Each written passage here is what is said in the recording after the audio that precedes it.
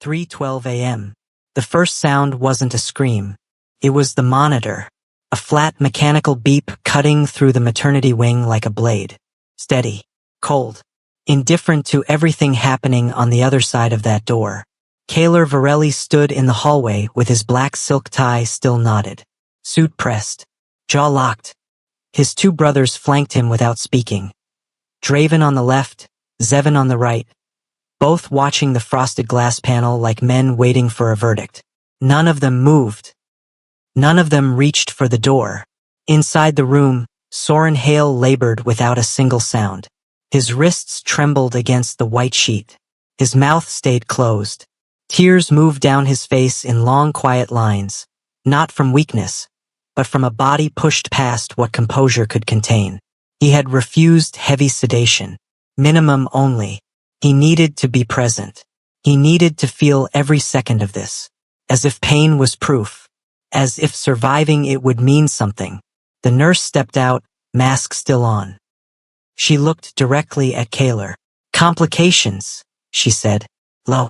Controlled. Choosing the word carefully. Kaler's expression didn't change. Draven shifted his weight. Zevin crossed his arms. And the hallway went back to silence. HI viewers. Quick question before we go further. If someone you trusted left you completely alone in your hardest moment, would you still reach for them? Drop your answer in the comments. The twins came at 36 weeks. Premature. Small. Fighting. The first cry punched through the wall at 3:47 a.m. sharp. Uneven. Like something raw being introduced to air for the first time. Then the second. 2. Kaler pushed the door open. The room smelled like antiseptic and exhaustion. Machines blinked in rows. A bassinet had been positioned near the far wall. A nurse moved with careful, practiced hands. Soren lay back against the elevated bed. Pale.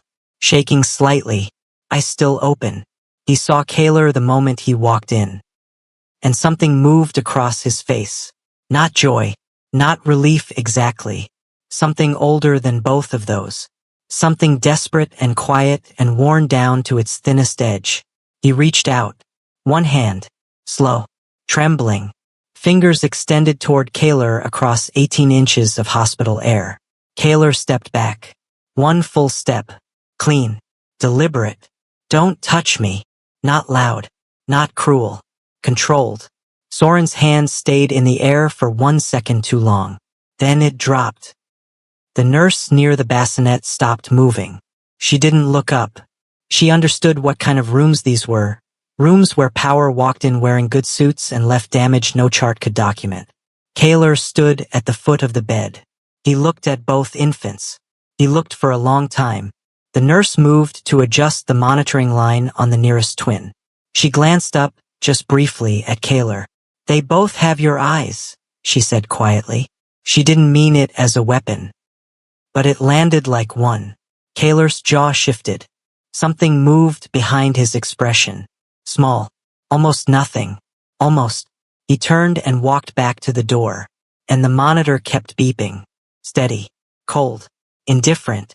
Like it didn't know a fracture had just opened in the middle of the room. Comment below. Do you think Kaler stepped back because he didn't care? Or because he was protecting something? Because that answer changes everything in the next chapter. The security reroute notification came through at 4:03 a.m. Kaler's phone lit up before he even reached the hallway bench. He read it once, then again. Then he looked up at the frosted glass and said nothing. Draven was already typing. Zevin was already on a call.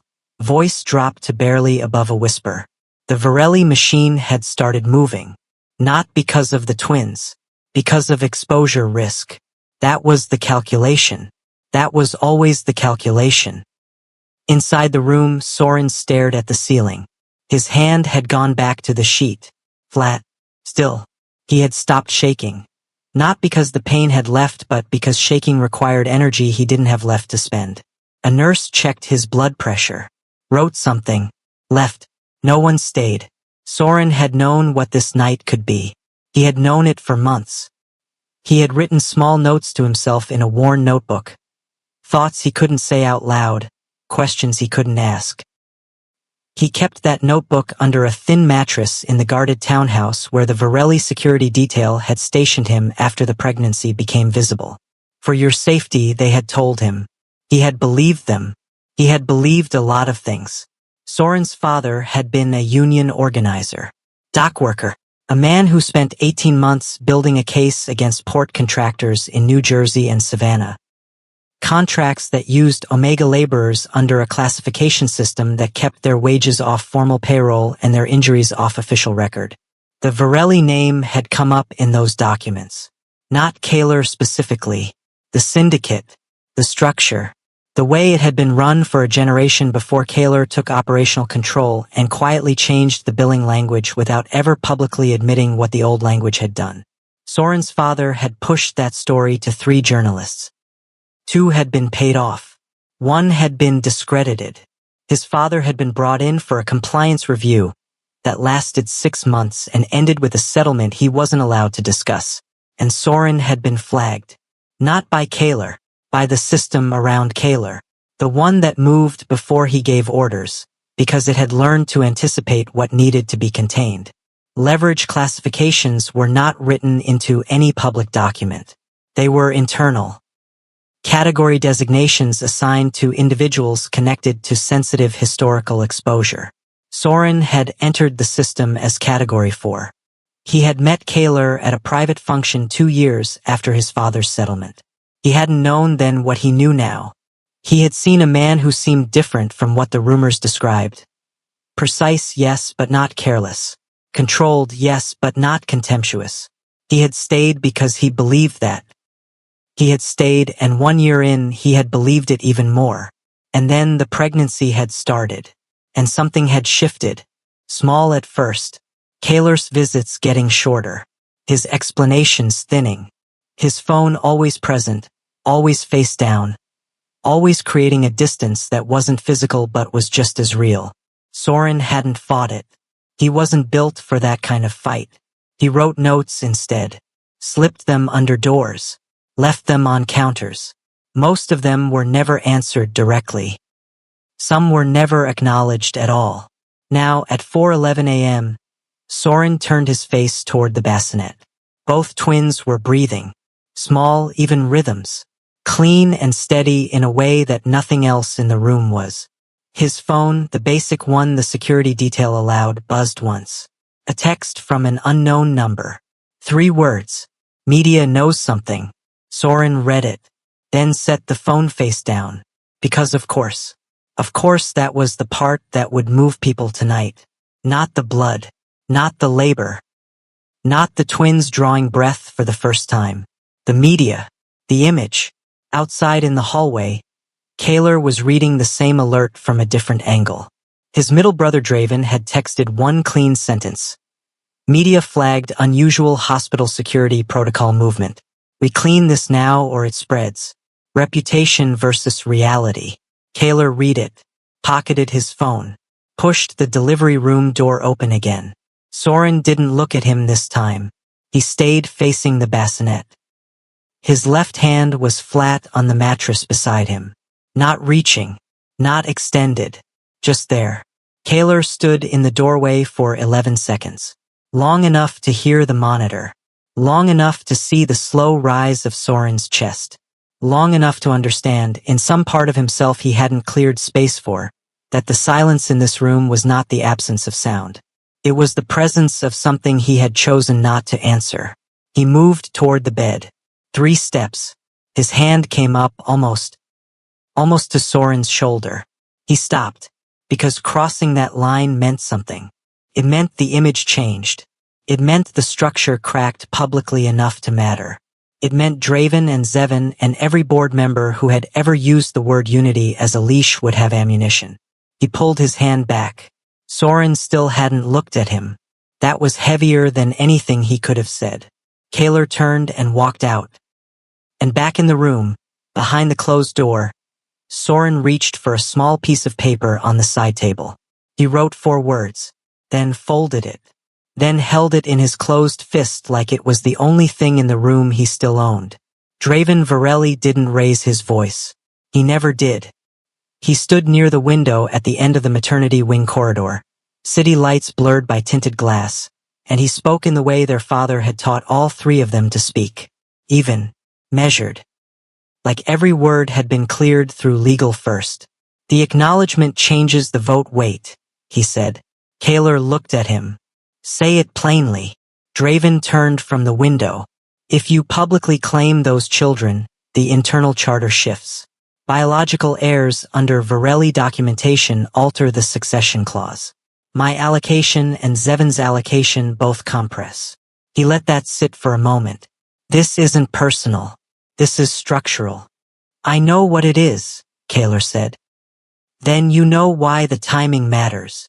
Zevin was on the far side of the hall, one shoulder against the wall, arms folded. Watching. He hadn't contributed to the conversation. He didn't need to. Zevin operated through proximity. His silence was always a vote. The Varelli rule had 3 pillars. No visible emotional attachment. No heirs without unanimous internal alignment. Unity above all public perception. Their father had built it. Their grandfather had tested it. They had inherited it as law, not suggestion, not tradition, but law. The kind written into corporate charter amendments and verbal agreements sealed in rooms without recording devices. Kaler had never fought the rule. He had operated inside it because he understood what it protected. The Varelli name generated leverage because it generated certainty. Certainty attracted contracts. Contracts created insulation. Insulation kept power stable. That was the logic. He had lived inside that logic for 31 years. But tonight, in a delivery room with a monitor counting heartbeats that carried his blood, the logic had developed a sound. A thin, high sound, like something underweight that wasn't built for it. Draven stepped closer. The nurse who was inside the room this evening, her badge was scanned at entry. There's a secondary log showing she accessed a non-standard communication terminal on the 3rd floor at 4:42 a.m. Kaler went still. She sold footage? He asked. We don't know what she sold. We know she accessed something she had no clearance for at an unusual hour. The system flagged it 40 minutes ago. Kaler processed that. Someone had been inside his moment. Not to document it legitimately. Not for any function a hospital required. To monetize it. Or to arm someone with it. Who's the buyer? Kaler asked. Unknown. The access terminal reroutes through a third-party media clearinghouse. Could be press. Could be something with more reach. Zevin finally spoke. Could be Renata's people. He said the name flatly. No heat. Just identification. Renata Foss. Majority partner in a rival syndicate operating out of Baltimore and Philadelphia. She had been circling Varelli port contracts for 2 years. Patient. Methodical. The kind of competitor who didn't attack directly. She built context first. She collected moments. Inconsistencies. Contradictions between public image and private behavior. Then she sold the narrative.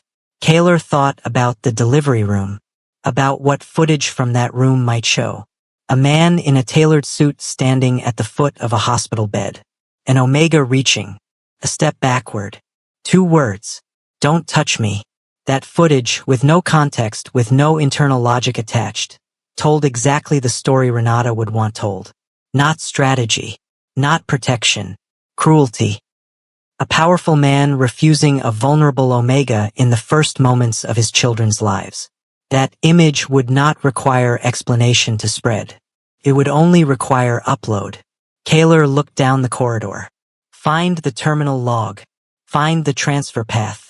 Intercept whatever left that clearinghouse. Draven nodded once. And the children? He asked.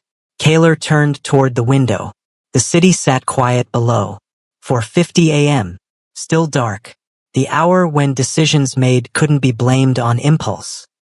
Only intention. Nothing changes tonight, he said. Draven accepted that.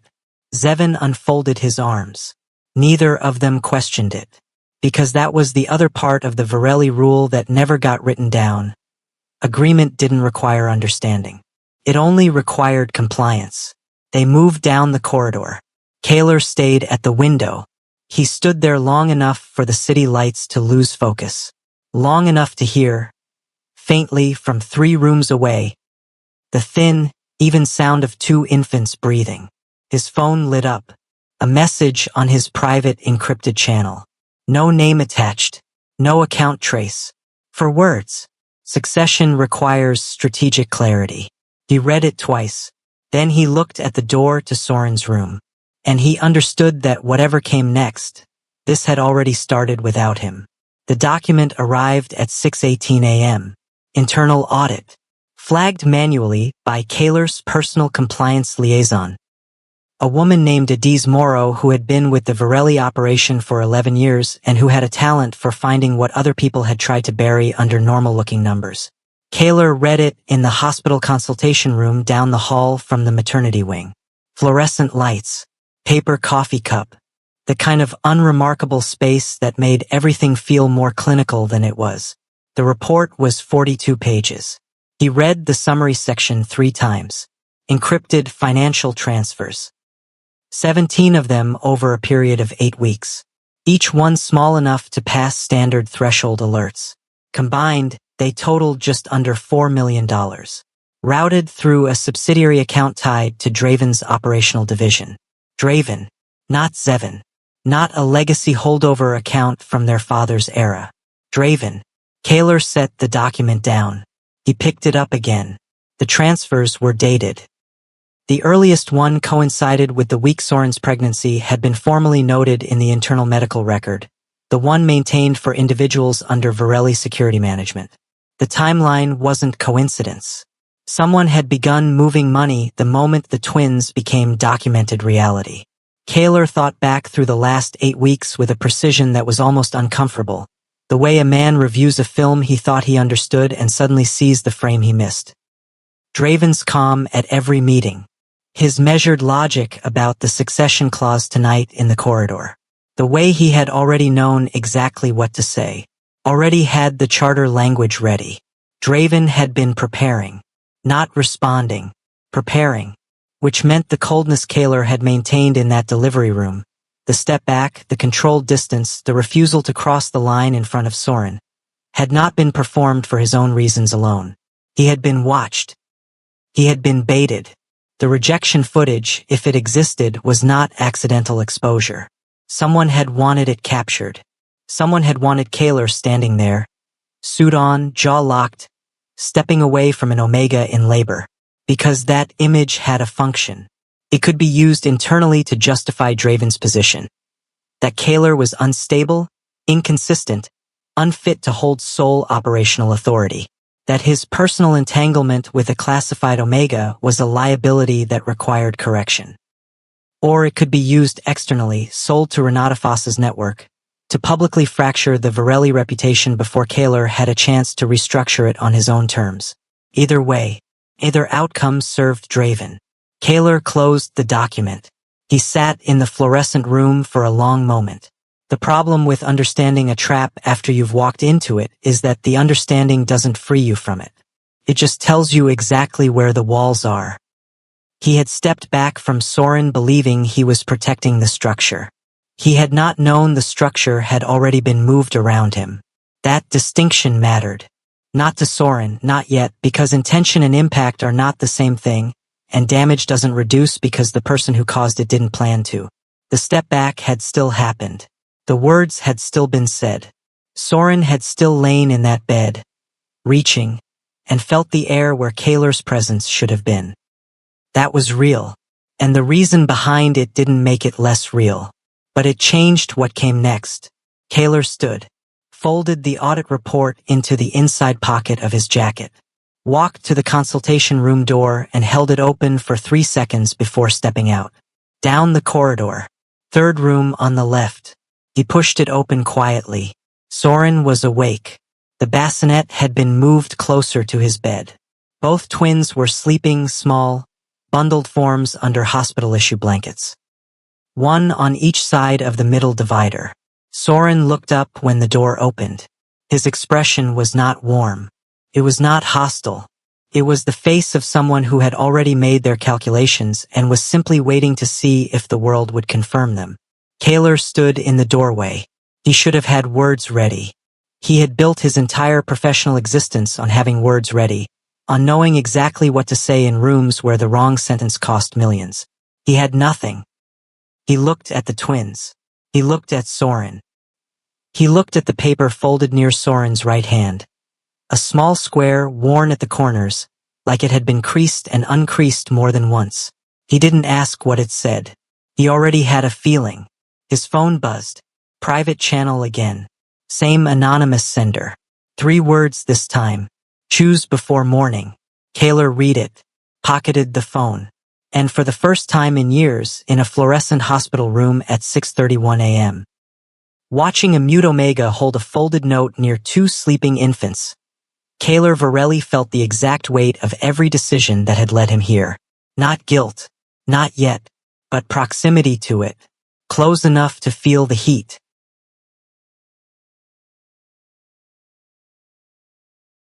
The boardroom had no windows. This was intentional. The Varelli Executive Conference space on the 41st floor occupied the interior core of the building.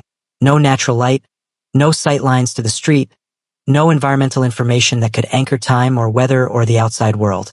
Only the table, only the chairs, only the people inside it and whatever they had chosen to bring. Kaler arrived at 9 a.m. Exactly. His brothers were already seated. Draven at the far end, suit jacket buttoned, hands flat on the table. Zevon to the right, posture loose, watching the door with the careful neutrality of someone who had already decided which way this was going. Adiz Moro sat to Kaler's left. She had 3 documents in front of her, tabbed at specific pages, arranged in the exact order she had been instructed to arrange them. The room also held 2 outside board members, non-family, appointed for precisely this kind of moment, when the Varelli structure required external witnesses to validate procedural outcomes. Nobody spoke when Kaler sat down. He had learned long ago that whoever spoke first in a room like this gave up something. Not always much, but something. And in a room where everything was already close, small advantages mattered. He waited 9 seconds.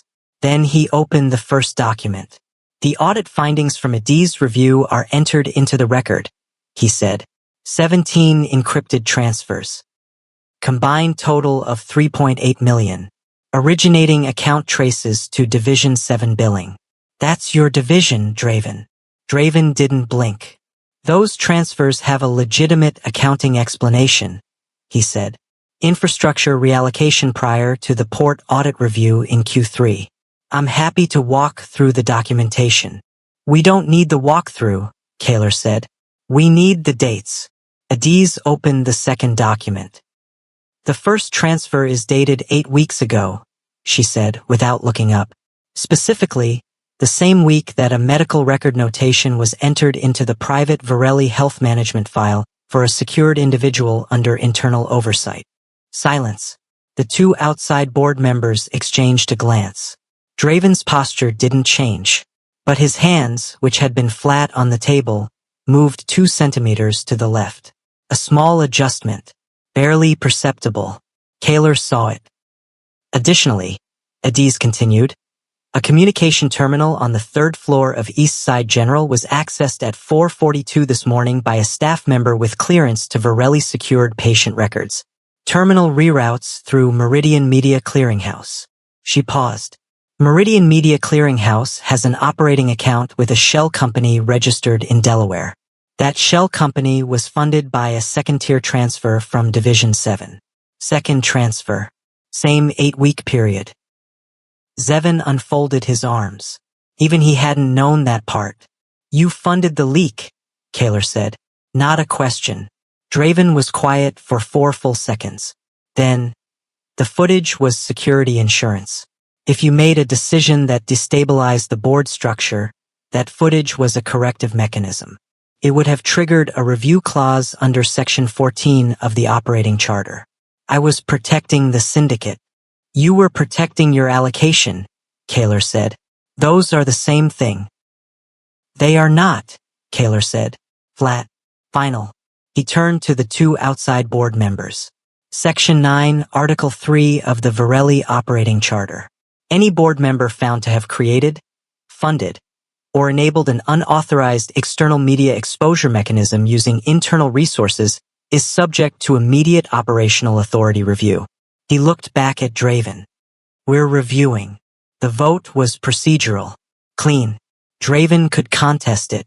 He would, through attorneys, through charter arguments, through every bureaucratic tool available to a man who had spent 20 years learning exactly where the bodies were buried in his own organization.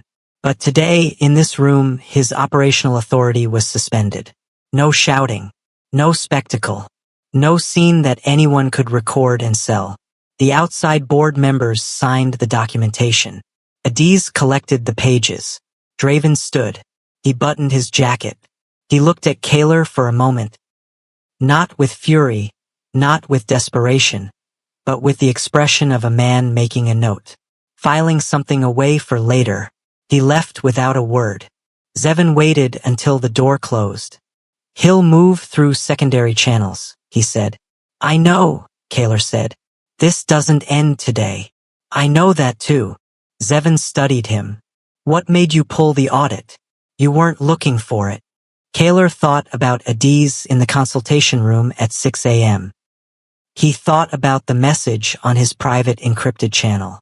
He thought about Soren in the hospital bed, face turned away, hand flat on the sheet. He didn't answer Zevin's question directly. Instead, he opened the third document. Legal recognition filing for both children, he said. Full Varelli documentation. Protective designation.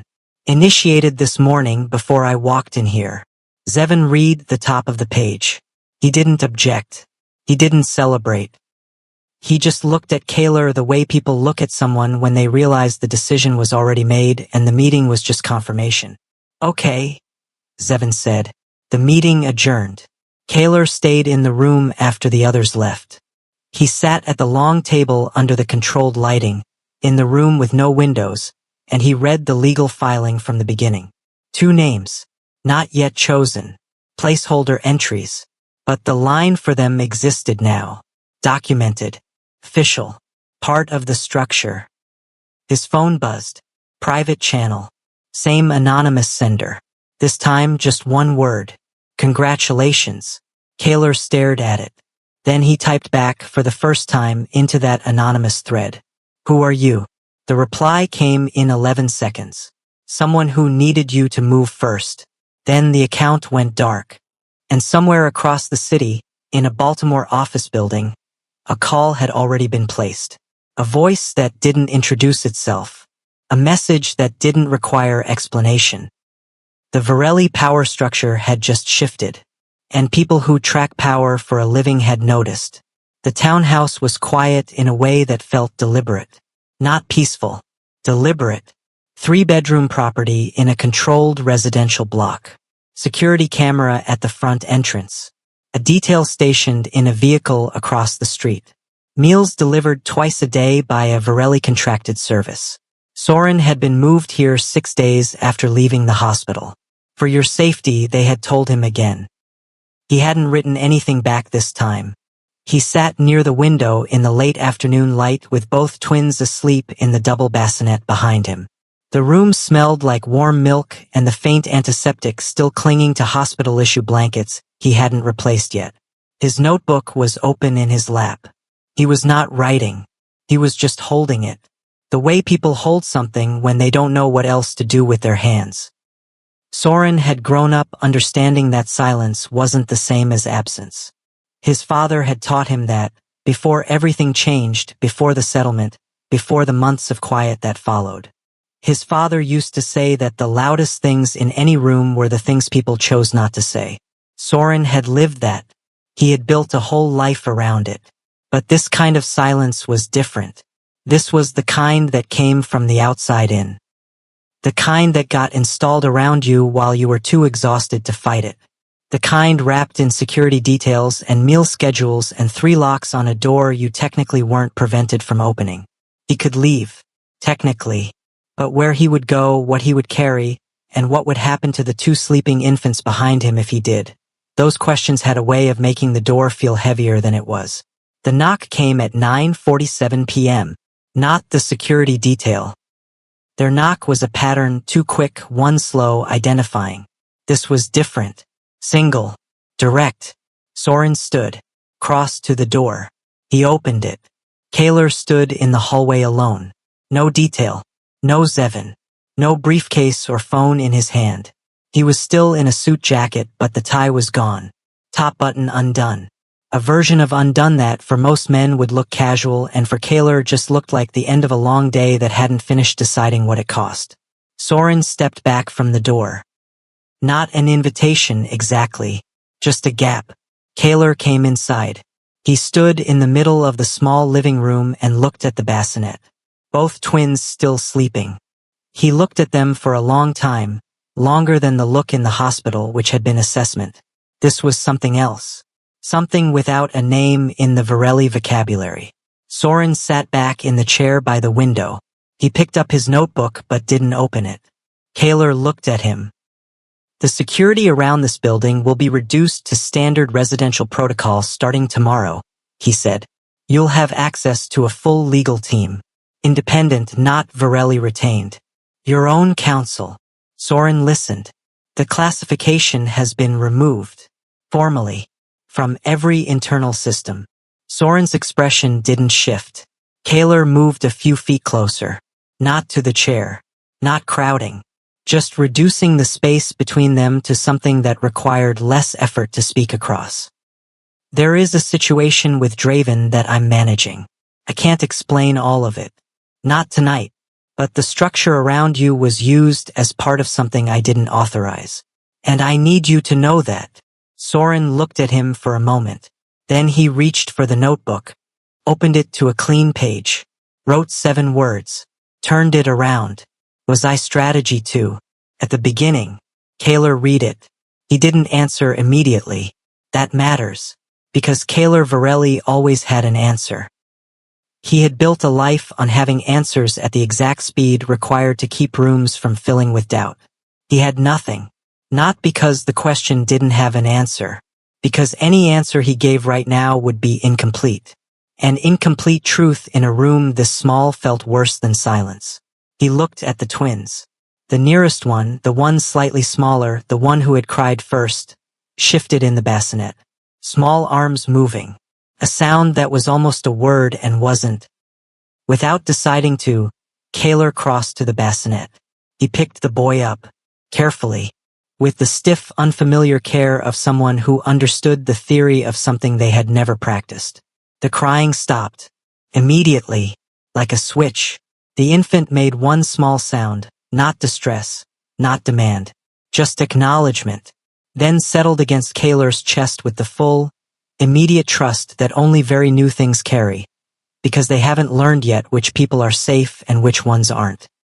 Kaler stood there holding his son, and across the room Soren watched him. The notebook was still in his lap, turned to the page with the question that hadn't been answered. The question was still there. It would still need answering, but something had shifted in the room.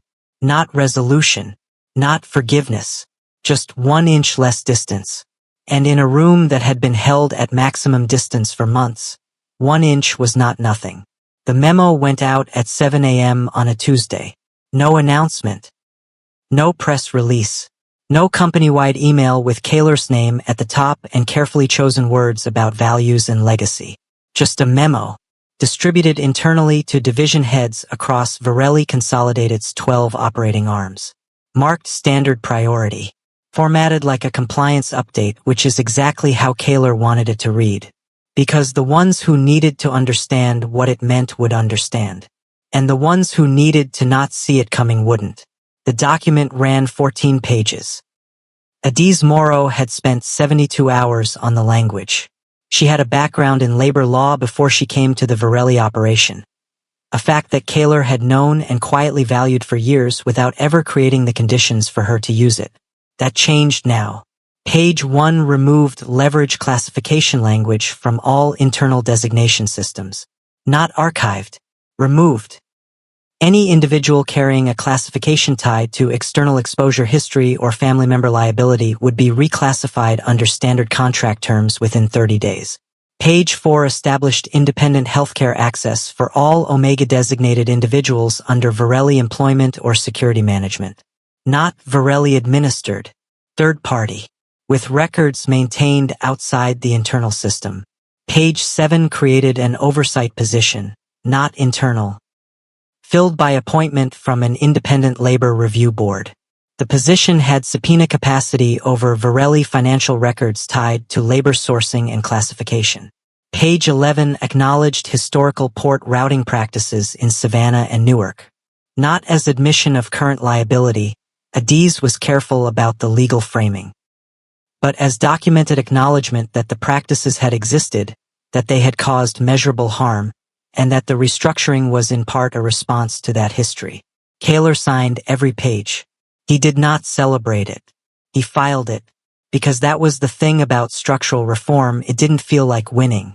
It felt like correcting something that should never have needed correcting, and then waiting to see if the correction held. Zevin found him in his office at 10 a.m. He came in without knocking, which was normal, and sat across the desk without being invited, which was also normal. He read the memo summary that Kaler slid across to him without speaking. He read it twice. Then he looked up. "Are you weakening us?" he asked.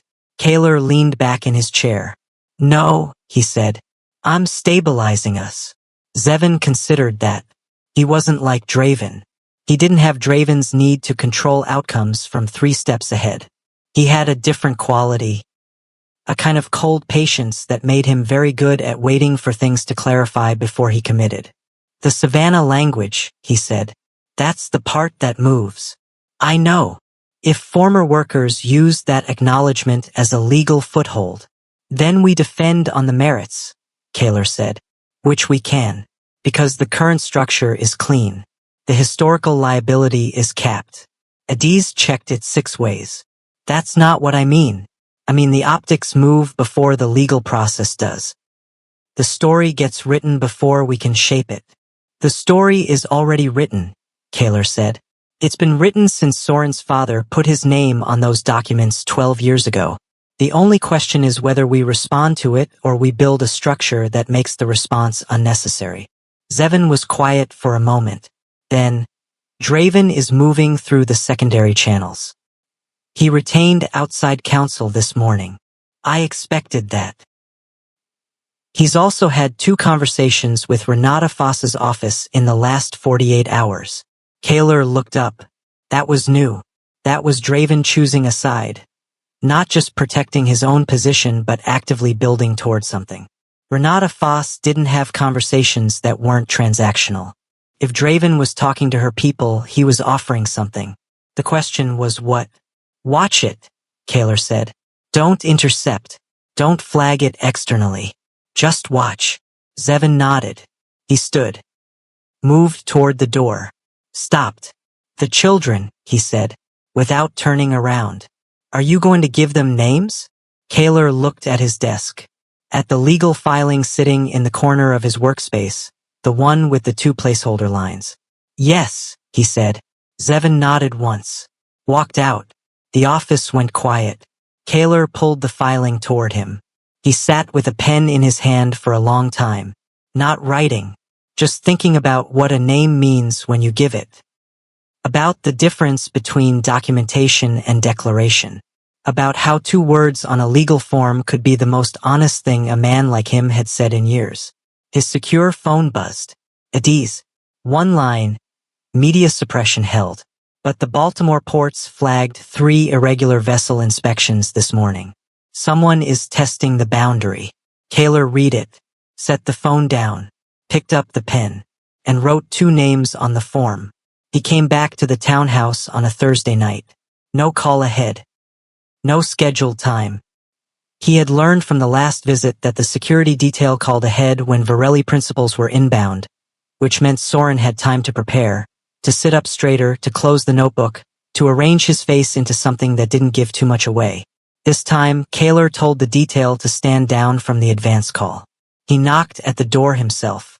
Soren opened it after a pause that was slightly longer than last time. He looked at Kaler. Then he stepped aside. The twins were awake. Both of them. One in the bassinet, moving his legs like he was testing what they did.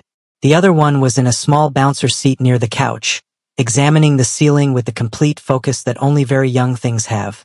The kind of focus that hasn't been taught yet what's worth watching and what isn't. Kaler sat down on the couch. Not near the bassinet. Not positioned for maximum authority or maximum distance. Just sat. Like a person who had decided not to calculate placement for once. Soren sat across from him. The notebook was on the table. Neither of them reached for it yet. Kaler looked at his son in the bouncer. Watched him study the ceiling. Then he looked at Soren. I protected the throne, he said. Pause. And I failed you. For seconds of silence. Not the heavy, pressurized silence of the hospital. Not the deliberate silence of the boardroom. Something different. The kind that comes after a true thing gets said in a room small enough to hold it. Soren held his expression steady. He was good at that. Better than almost anyone Kaler had encountered. Most people either go still because they're suppressing something or because they've already decided. Soren went still in a third way, like he was actually hearing it, taking the time to let it land fully before he responded. He reached for the notebook, opened it, wrote, turned it. I know the difference between strategy and cruelty. I know which one you chose. Kaler read it. He didn't look relieved. That matters, because relief would have been the wrong response. Relief would have been about him, about being absolved. About the weight lifting. He looked at the words and he held them. He let the distinction sit between strategy and cruelty, and the fact that knowing the difference didn't mean the damage was smaller, just differently shaped. The children have names now, he said. Legally filed. Soren looked at him. Waiting. Easton, Kaler said. And Remy. Soren's chest moved. One breath. Deeper than the ones before it. He looked at the bassinet, then at the bouncer. He mouthed something. The names, testing them in the silence where his voice couldn't go. He looked back at Kaler, wrote again. Did you choose those? Yes, Kaler said. Another pause. Soren looked down at the page. He didn't write anything else. He closed the notebook over his fingers, not all the way, just partially, like he was keeping his place. The twin in the bouncer, Easton, now made a sound. High and short. Not distress. Just announcement. I'm here. I'm awake. Something should happen now. Kaler reached over and put 2 fingers against Easton's open palm.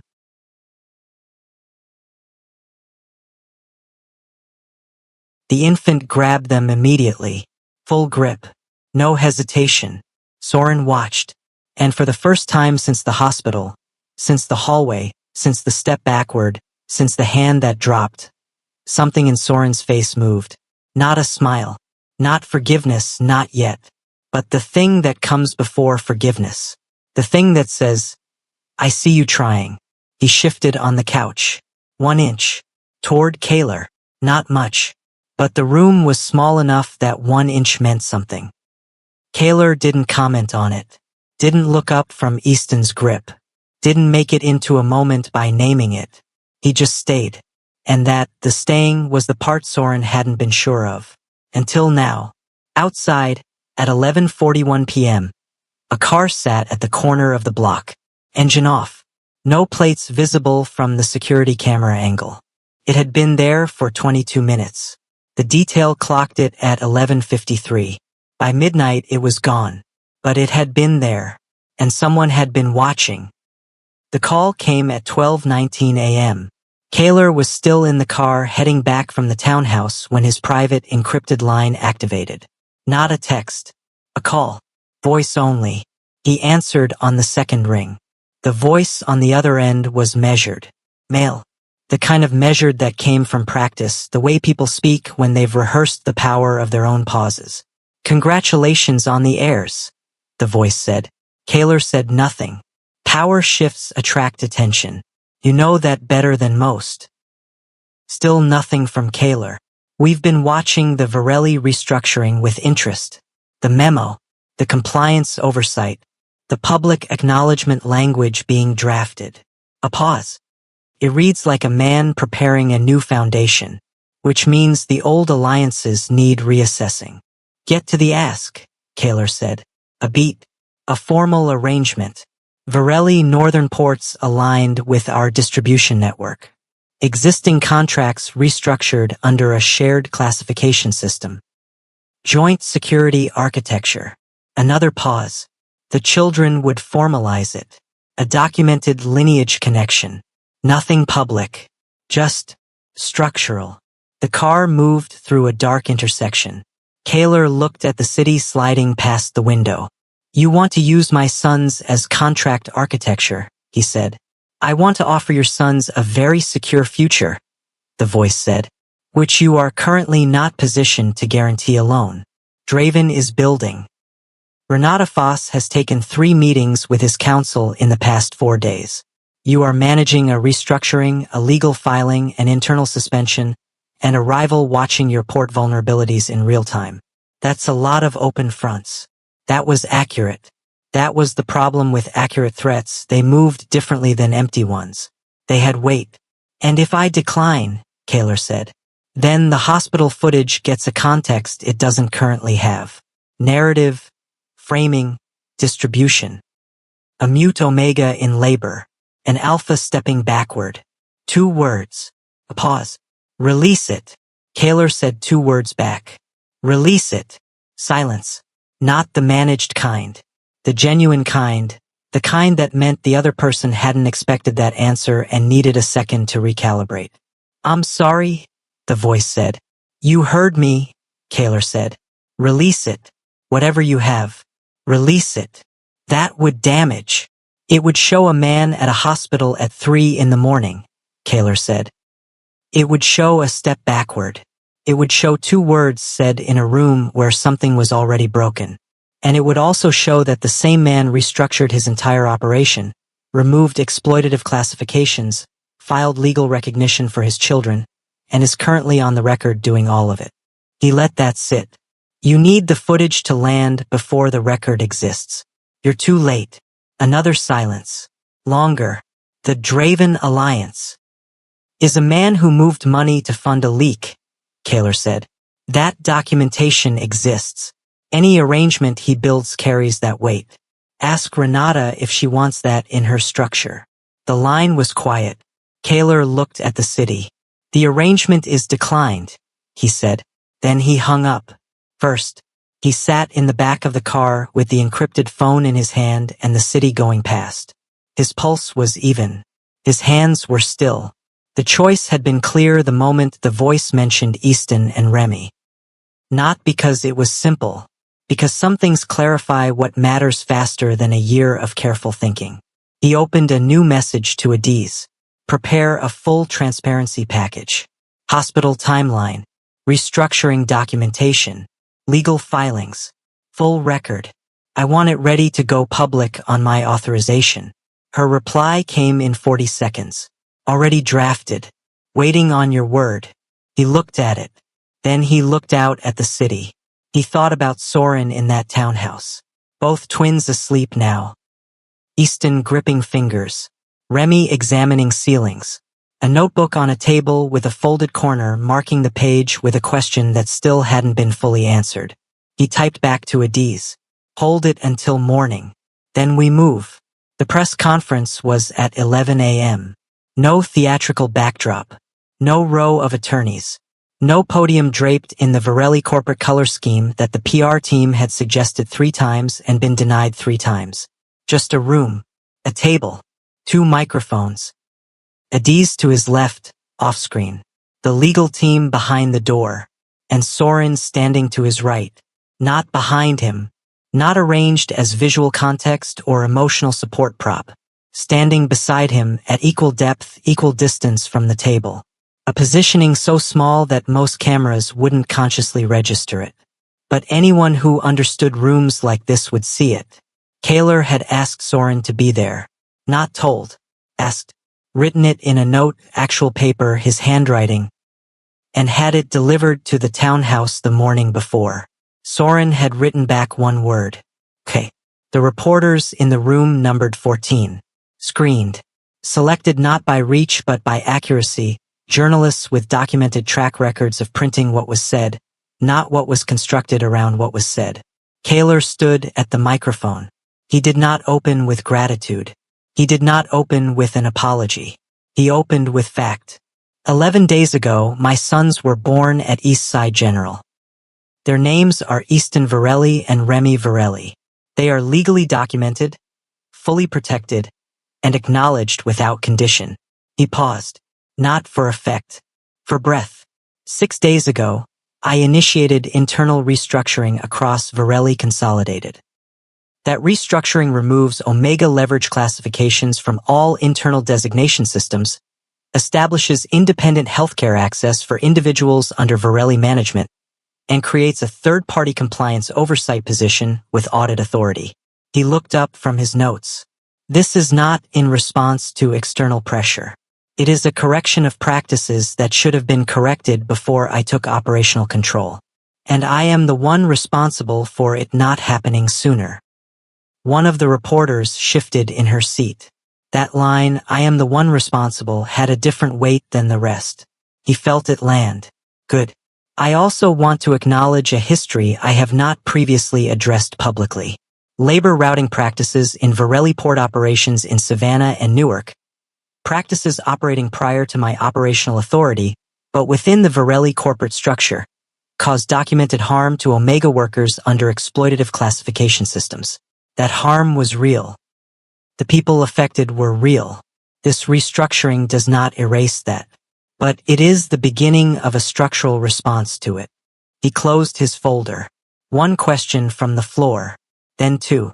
He answered both directly. Short. No excess. The third question was about Soren. A reporter near the back, young, a recorder held at shoulder height. Can you tell us about the individual standing with you? Kaler looked at Soren. Soren looked back at him. No notebook. No paper. He had come to this room without either, which Kaler had noticed the moment he arrived. A choice. A deliberate one. He is the father of my children, Kaler said. His name is Soren Hale. He is here because he chose to be. Nothing else needs to be added to that. The room held for a moment. Then the next question moved to the restructuring timeline, and the moment passed the way moments do, absorbed into the record, documented, permanent. The conference ended at 11:34 a.m. The room cleared. Adiz moved efficiently to the back table. The legal team materialized. Voices, papers, the normal machinery of aftermath. Soren stood near the sidewall. Kaler crossed to him. They stood close enough that the noise of the room required less volume than normal conversation. Kaler didn't speak immediately. Soren looked at him with the same quality of stillness he always carried. The kind that didn't ask for anything. That didn't perform patience because it was already there, already practiced, already worn smooth by years of living in a world that moved too fast for him and expected him to keep up anyway.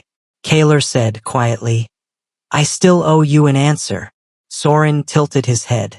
Waiting. The beginning, Kaler said. You asked if you were strategy at the beginning. He thought about how to say this. Not the polished version. Not the one that reflected well. At the beginning, he said, I knew who your father was. I knew what that meant in the context of the structure I was managing. That was true. He didn't look away.